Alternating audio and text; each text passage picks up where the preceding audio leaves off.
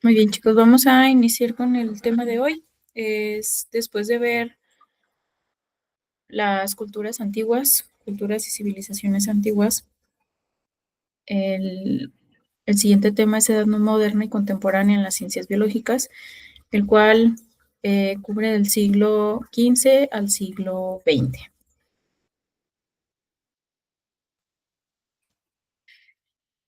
Ok, aquí durante este tema lo importante es identificar no tanto el año, sino el personaje y su aportación a la ciencia y en particular a la biología. Aquí, pues en 1630, el arzobispo James Ussher, pues, según la creencia religiosa todavía que estaba muy apegado, eh, la parte de la ciencia con la religión. Todavía ciertos descubrimientos o pensamientos estaban muy ligados a estas creencias. Y pues en este año, en 1630, el arzobispo James Ussher pues, calcula para él la edad de la fecha de la creación, que es en el año 4004 a.C. Después, en 1660, John Ray, que es uno de los más importantes para la biología, inicia la clasificación de las especies vegetales y establece el término individuo, que para él era cualquier ser capaz de realizar funciones vitales independientemente, que aquí ya especifica qué es lo que nos hace ser individuales a pesar de ser la misma especie, es nuestra información genética, ¿sí? Y con esto, pues John Ray es el primero que participa en la clasificación de las especies. Aquí vamos a ver varios personajes que fueron primero, digamos, como científicos en cuanto a la botánica, o sea, primero estudiaron plantas y después se enfocaron en animales. Esto es porque las plantas, pues ahí las tenemos, en primer contacto no se van, no se mueven, no se desplazan, entonces era más fácil de estudiar las plantas que los animales. Pero ya una vez entendiendo ciertos procesos y características de las plantas, entonces ya se enfocaron en animales desde los mismos principios que utilizaron para estudiar las plantas. Después, en 1693, se empiezan a clasificar los animales. Como les digo, primero fueron las plantas y años después fueron los animales.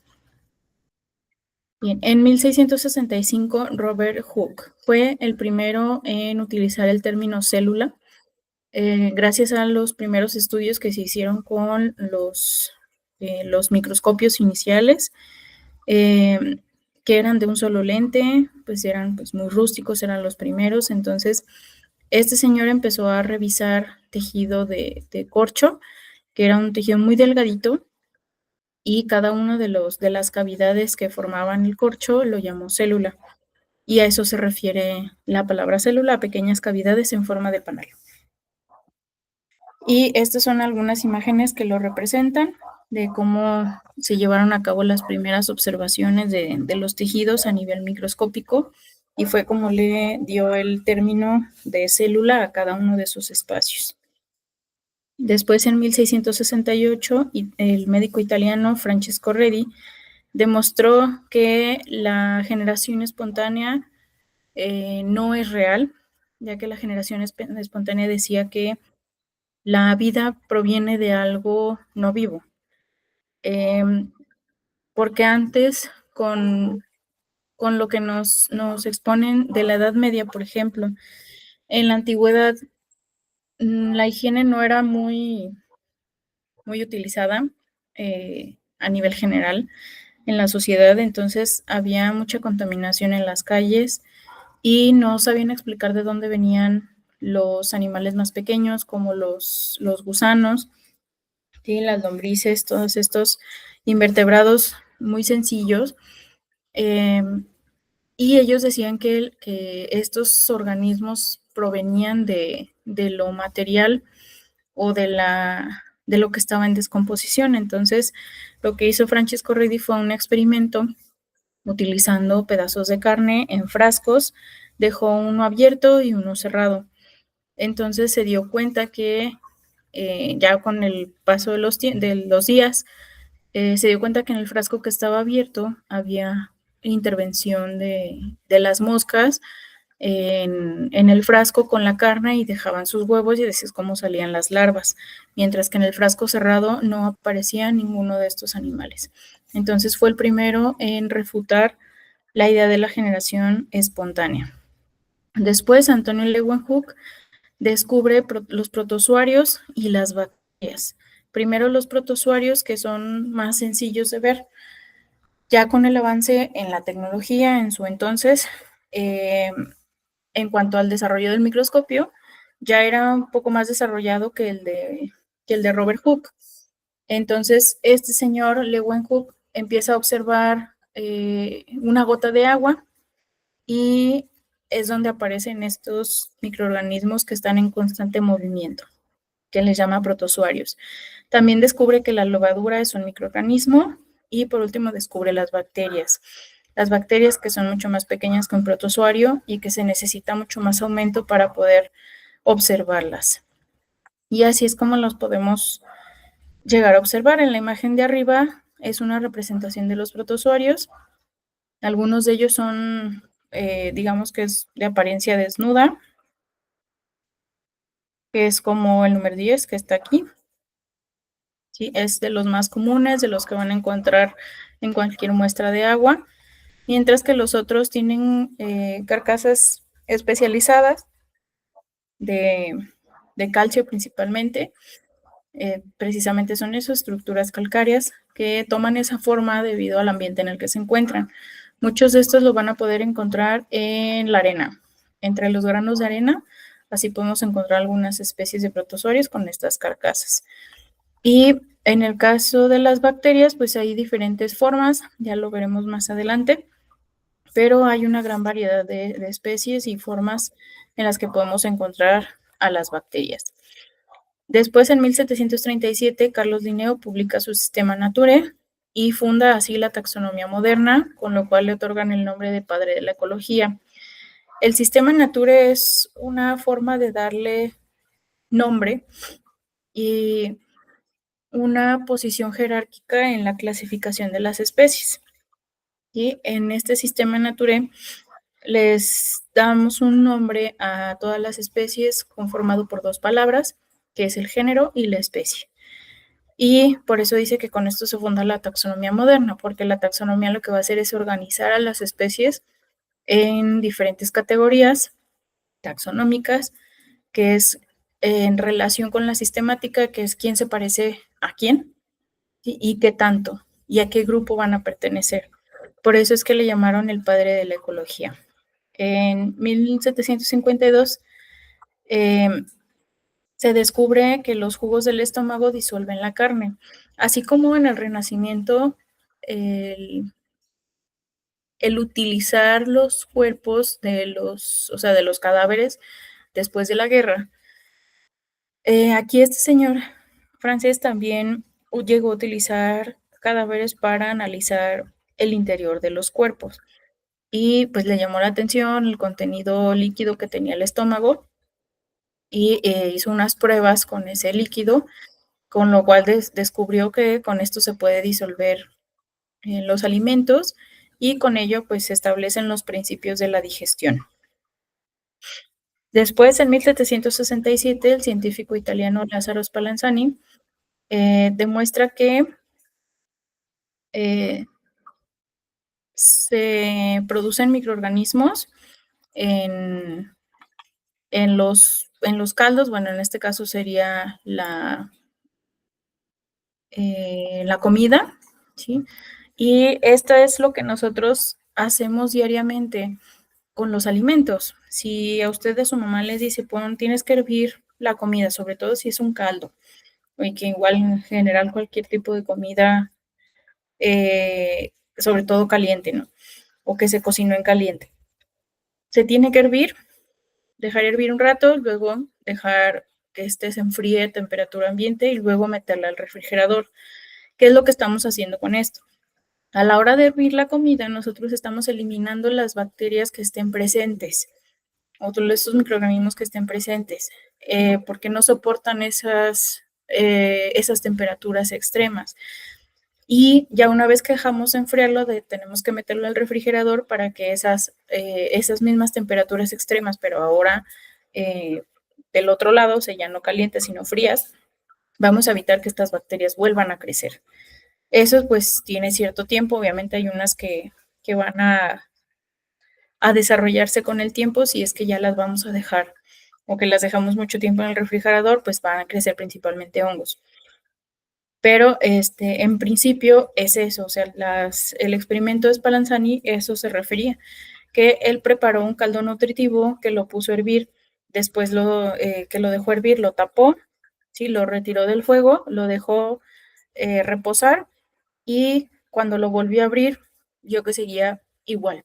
¿Sí? Entonces, con esto, pues la explicación es esa misma, que eliminó las bacterias o microorganismos presentes y a la hora de taparlo, que sellaba el cuello del matraz, entonces impedía que otros microorganismos llegaran otra vez a ese caldo nutritivo.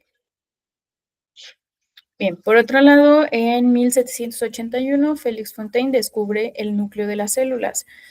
Aquí ya hay un desarrollo mayor en cuanto a la tecnología de los microscopios. No hay tanta diferencia con el que ya usaron previamente para descubrir los protozoarios, pero con estas observaciones ya hay un mayor aumento en la imagen, entonces el organelo más grande de la célula es el núcleo. Entonces, es el primero que se llega a observar, entonces en 1781 fue que descubren este primer organelo, porque es el más grande, es el más visible y es así como lo llegan a descubrir. Después, en 1785, James Hutton publica la teoría de la Tierra y funda la geología moderna. Esto se refiere a que junto con el personaje que sigue, William, demuestra que los estratos rocosos contienen fósiles característicos y fundan la paleontología. Y se realiza el primer mapa geológico. Estos dos señores en conjunto, si se fijan, no es en el mismo año, o sea, son años después, años de diferencia, pero se complementan los dos estudios, ya que James Hutton primero dice que la Tierra está formada por diferentes capas, que están compuestas de diferente tipo de suelo, con características distintas, que estas le van a proporcionar como ciertas propiedades al suelo y a esas diferentes capas. Y por eso se dice que funda la geología moderna, ya que hace una descripción de cada una de las capas de las que está compuesta la Tierra. Y después William Smith lo que hace es demostrar que en cada una de esas capas que ya había descrito James Hutton, tienen fósiles que son típicos típicos no, más bien sí que caracterizan a cada uno de esos estratos de la Tierra. O sea, que los que están presentes en una capa no están en otra, ¿sí? Y esto es por las mismas procesos geológicos y evolutivos de las especies, por todos esos procesos que han pasado las especies y el planeta en general, es que hay todos esos cambios, tanto del suelo como de las especies presentes. Por eso es que al analizar cierta capa de la Tierra, ya los paleontólogos y los geólogos pueden determinar cuáles especies llegan a estar presentes o llegaron a estar presentes en esa época, ¿no? Y también por la huella de carbono, entre otras cosas. Entonces, es así como se llegan a complementar estos dos estudios. Después, en 1798, Thomas Malthus hace una publicación de su ensayo sobre el principio de la población, donde expone la teoría de la sobrepoblación. Este trabajo es muy importante porque lo retoma Darwin para complementar su teoría de la evolución y en este ensayo explica que el ritmo de producción de los alimentos o de los recursos para los organismos no es a la misma velocidad que la reproducción de los organismos. Entonces no llevamos el mismo ritmo. Por ejemplo, nosotros la producción humana con la producción de los alimentos que necesitamos. Entonces, eso de manera natural siempre llega a un punto de equilibrio. Estamos, no es que llevemos el mismo ritmo, sino que hay un punto en el que los dos vamos a estar igual, tanto las especies como los recursos.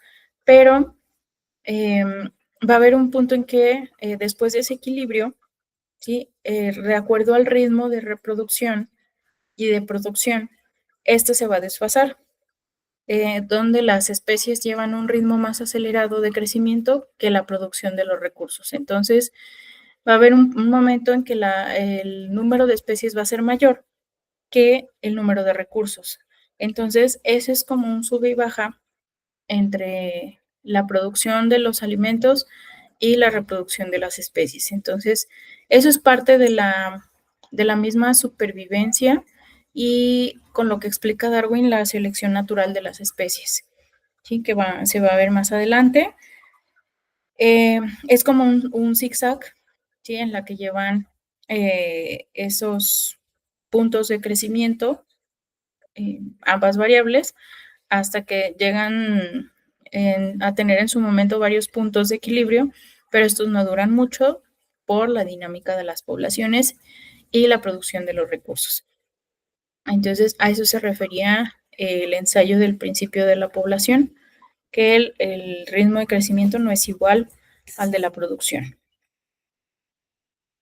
Después, entre 1838 y 1839, Matías y Theodor Swan, uno era botánico y el otro era zoólogo. Aunque uno estudiara plantas y otro estudiara animales, ¿sí? Estos llegaron a la misma conclusión de que todos los organismos están compuestos por células. Y es así como empieza a desarrollarse la teoría celular. En 1858, Rudolf Virchow es otro de los que aporta información a la teoría de la célula, donde dice que una célula proviene de otra semejante a ella, es decir, la mitosis, ¿sí? La reproducción de la célula es donde una se obtiene a través de la otra igual a ella. Y aunque al principio pues no lo tomaron mucho en cuenta, después le dieron sus créditos y tomaron su punto de vista y su propuesta dentro de la teoría de la célula, ¿no? La teoría celular. Y de acuerdo con esto, entonces todos los organismos están formados por células. La célula es la unidad estructural más pequeña de los seres vivientes. Toda célula proviene de otra semejante a ella, que es la mitosis.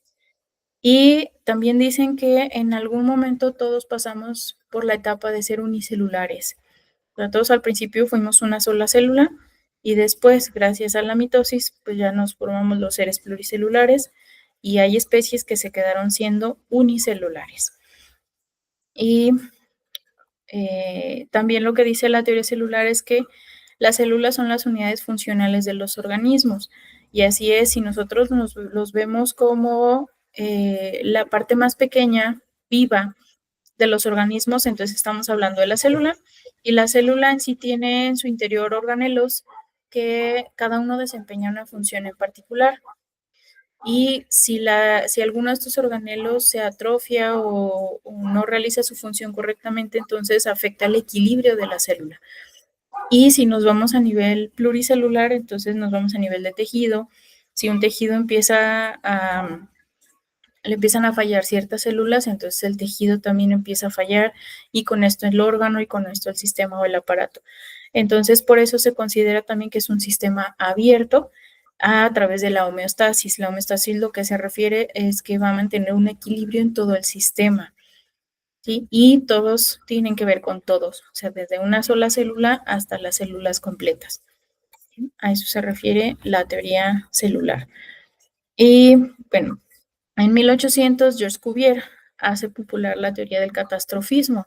Aquí decía que las especies no habían cambiado desde la creación y que era necesario que éstas pasaran por una catástrofe, tal cual que es un evento de recambio total, ¿sí? Que en este caso lo podemos considerar como los fenómenos naturales, las extinciones masivas, que hacen que ciertas especies se pierdan y otras proliferen, ¿sí? Entonces, a eso se refiere con la teoría del catastrofismo. Y en 1803, John Dalton propone la teoría atómica moderna, que ya no era lo más pequeño la célula, sino que ya había algo más pequeño todavía, que son los átomos. Y para eso John Dalton fue el primero en proponer la idea de que había algo más pequeño de lo que estaba conformada la materia. Después, en 1807, John Berzelius divide las sustancias en orgánicas e inorgánicas y defiende la escuela del vitalismo. Esto lo vamos a ver en la segunda unidad, pero el vitalismo es una escuela filosófica, una idea filosófica donde decían que había una fuerza vital que hacía que los organismos estuvieran vivos tal cual y que no podía explicarse ni con la física ni con la química. Entonces había algo esencial que mantenía a los organismos vivos que no era explicable, ¿sí? Entonces, los seguidores del vitalismo apoyaban esta idea. Pero si se fijan en la parte de sustancias orgánicas e inorgánicas, así como ya había la idea del átomo, entonces ya empezaron a analizar las sustancias ya más a fondo, y así fue como las llegaron a clasificar en primera instancia como orgánicas e inorgánicas. Estaban ya llegando a estudiar un poco más sobre la composición de las cosas, ¿no? De los alimentos principalmente. Después viene Jean-Baptiste de Monnet, llamado Caballero de Lamarck, ¿sí? O Jean-Baptiste Lamarck, que fue un naturalista francés quien fundó el transformismo. Este señor es como un entre antecesor y contemporáneo de Darwin. De hecho, a Charles Darwin lo decían que le había copiado la idea de la evolución de las especies a Lamarck, pero pues no es así. A lo mejor tomó algunas ideas, pero no es una copia tal cual, porque ahorita vamos a ver cuáles son las diferencias. La teoría de Lamarck es el transformismo. Él trabajaba primeramente con las plantas y ya que tuvo la oportunidad de trabajar en el Museo de Historia Natural, entonces se dedicó a estudiar a los animales.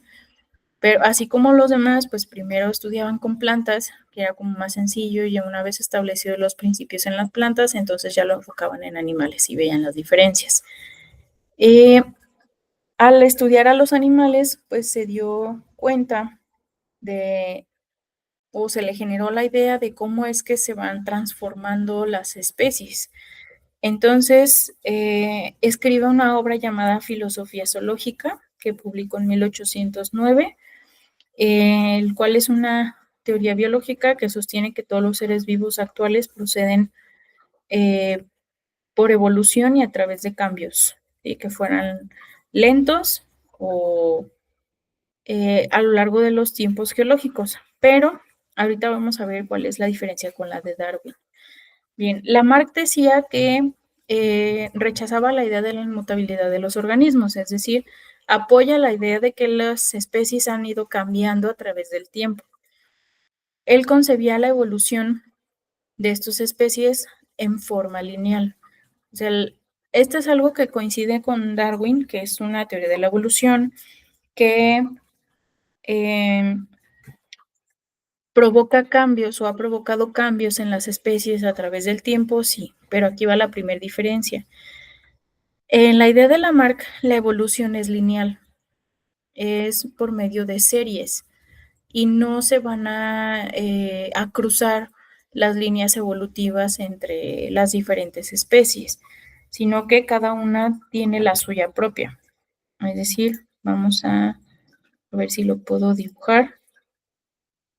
Bien, si aquí tengo especie 1 y aquí tengo especie 2 y aquí tengo mi especie 3, la evolución o la línea evolutiva de la especie 1 es lineal.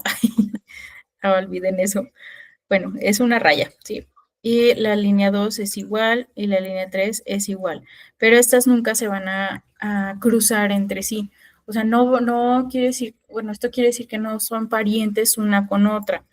¿sí? Sino que cada una tiene su línea independiente de evolución y nunca se van a cruzar. Entonces, más adelante vamos a ver la diferencia con la de Darwin. Lo que decía Lamarck es que esta evolución tenía una razón y era alcanzar la perfección. Y esa perfección era ser totalmente adaptables a, al ambiente, a los cambios ambientales. ¿Sí? Entonces, para lograr esto, ¿sí? Él utilizaba una idea que era la del principio de la herencia de los caracteres adquiridos. Aquí decía que para conservar una característica o una función en el organismo de la especie, tenían que seguirla utilizando, porque si la utilizas es porque la necesitas, pero si ya no la utilizas es porque para adaptarte al ambiente ya no es necesario. Entonces, con el tiempo se iba a atrofiar e iba a desaparecer, que hasta cierto punto esto tiene razón. En ciertas características, nosotros como especies vamos perdiendo esas características porque ya no las necesitamos, precisamente porque estamos evolucionando para adaptarnos a esos cambios ambientales. Ya después veremos algunos ejemplos, pero ¿cuál era el problema con esta teoría del transformismo? Decía que los organismos más simples se habían originado por generación espontánea. Entonces, lo que son organismos como invertebrados, como los gusanos, las larvas, las lombrices, todos estos organismos simples, invertebrados, bueno, simples hasta cierto punto, los tomaba como que estas especies no han evolucionado, pero a partir de ellas es que evolucionan a especies complejas como las que tenemos presentes en la actualidad.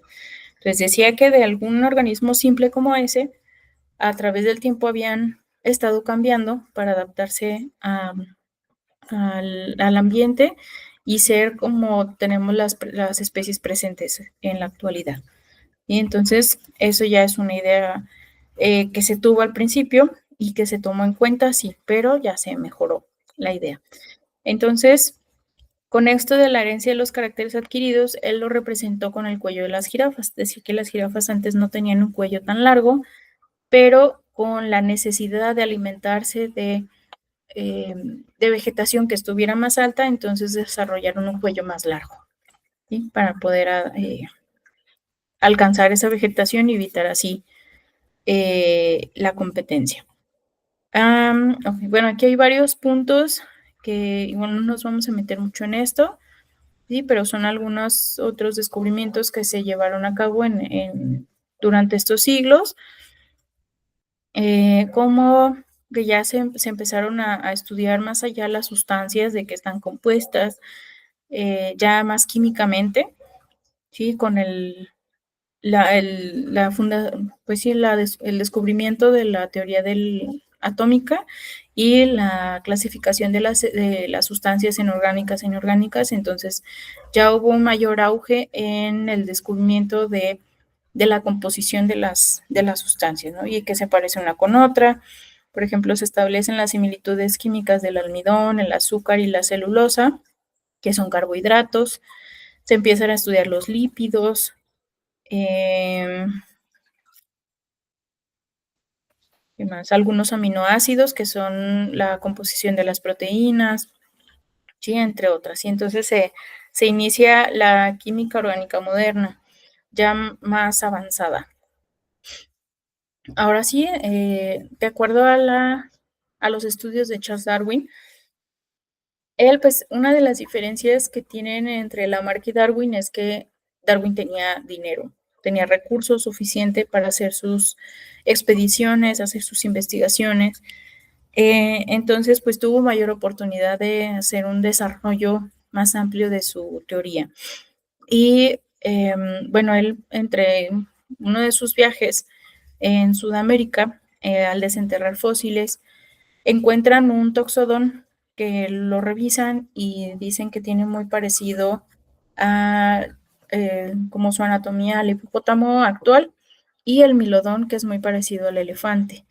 Entonces, con eso, pues le genera la idea de que los animales bueno, en este caso animales, pero las especies en general han evolucionado, o sea, han ido cambiando paulatinamente a través del tiempo. Y es un largo proceso. Entonces, el estudio que realizó Darwin, el más famoso, ¿sí? Que fue en el archipiélago de los Galápagos, fue a través de la observación de los pinzones, ¿sí? Y de las tortugas marinas, ¿no? Y terrestres, y las diferencias entre ellos. Primeramente, el estudio de los pinzones, o famosos pinzones de Darwin, lo que revisó él fue las características que tenían todas estas especies de pinzones, que aunque estaban en la misma zona, digamos en el mismo archipiélago, pero en diferentes áreas, ¿sí? Todos estaban con características diferentes. Por ejemplo, el del lado derecho, tenemos que tiene el pico mucho más cortito, más delgado. El que sigue lo tiene más ancho, ¿sí?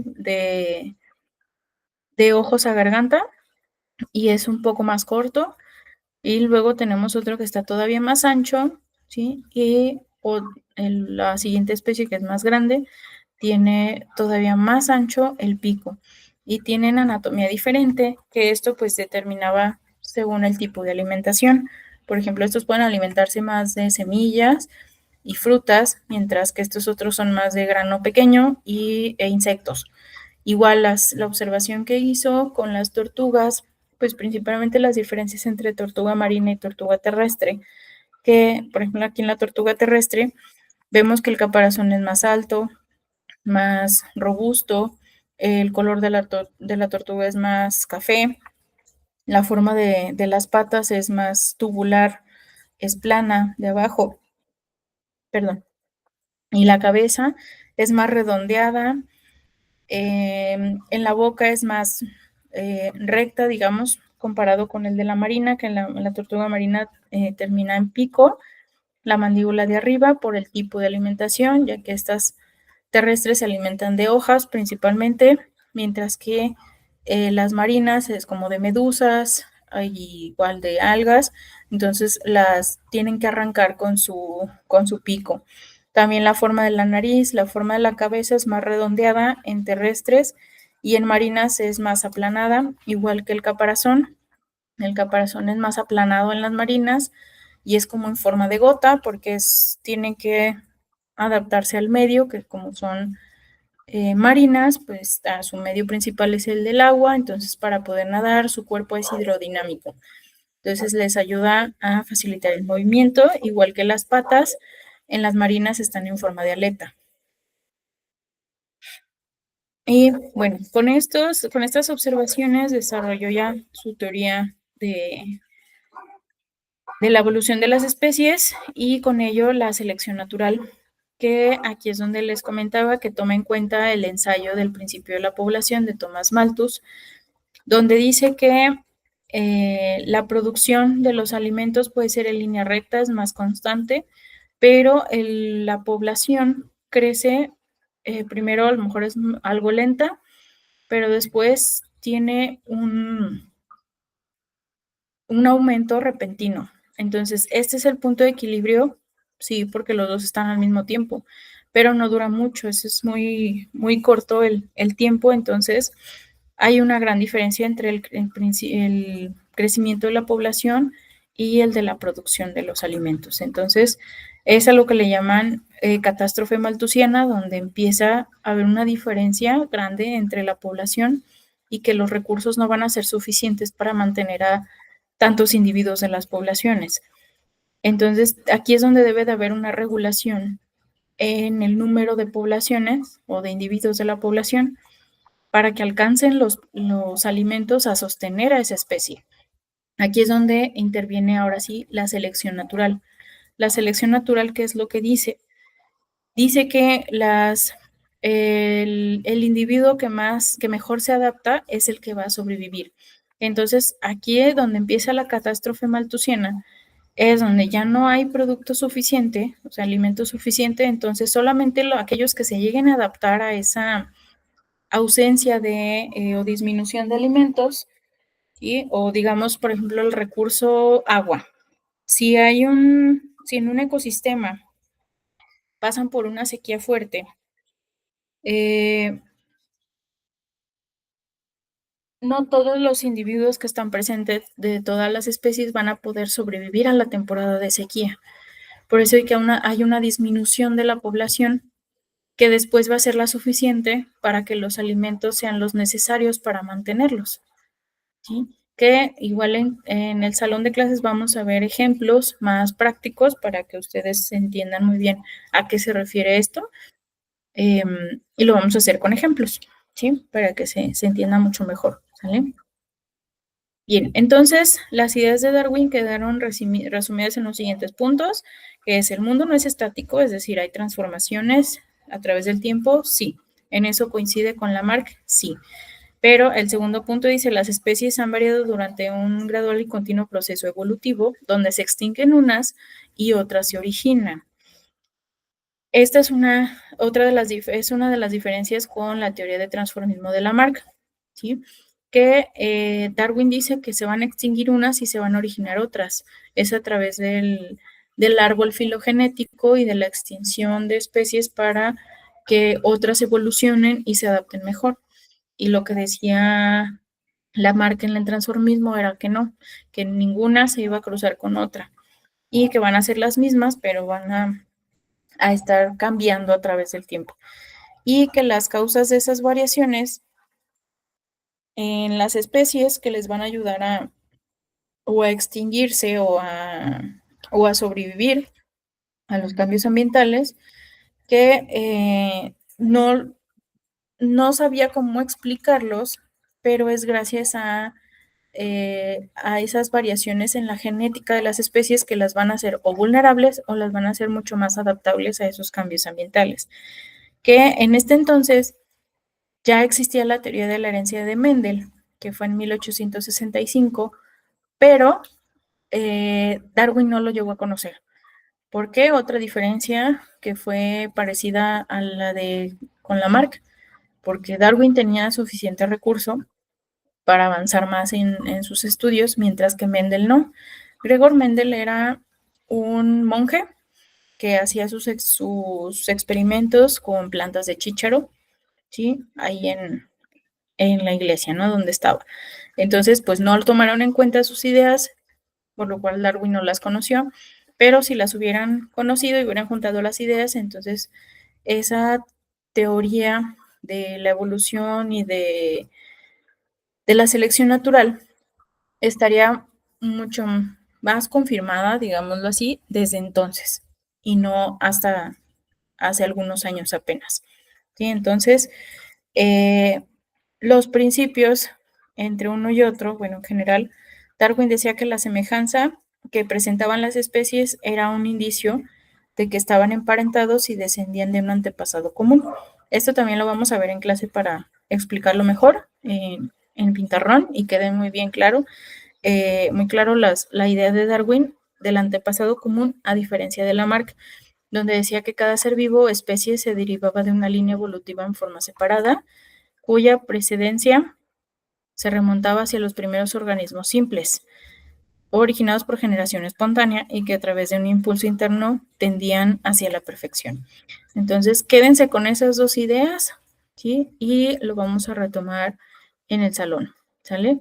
Para ver estos últimos puntos y el resto lo veremos en clase, ¿sale? Gracias.